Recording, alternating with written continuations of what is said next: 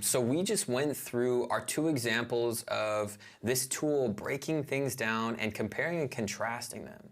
So what I want to do is go to our Buddhism versus Hinduism example and ask ChatGPT to now write this in the style of a New York Times article.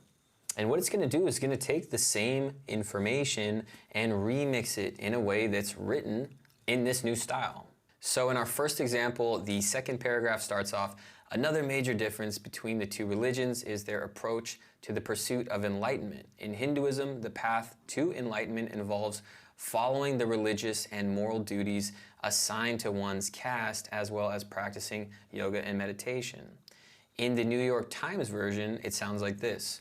One of the most noticeable differences between the two religions is the concept of the self. In Hinduism, the self or soul is considered eternal and a part of a larger universal soul known as Brahman. In contrast, Buddhism rejects the idea of a permanent self or soul, instead emphasizing the impermanence and interconnectedness of all things. This belief forms the basis of Buddhist teachings on the nature of reality and the path to enlightenment. So the differences went from a more generic writing style to a little bit more of a stylized sound.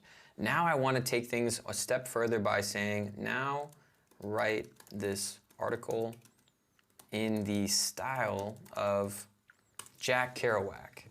Perfect. And I like this example much more because the differences aren't as subtle. Jack Kerouac was a rock star poet in the 60s, and the way ChatGPT decided to write it out was, hey man, let me tell you about these religions, Buddhism and Hinduism.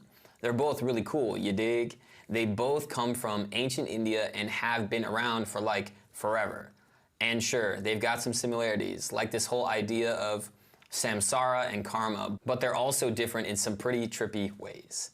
So this is a better example that I really like that shows once you have some information from ChatGPT, you can then remix it and change the tonality by asking it to reproduce the information in a way that's specific to someone else's style.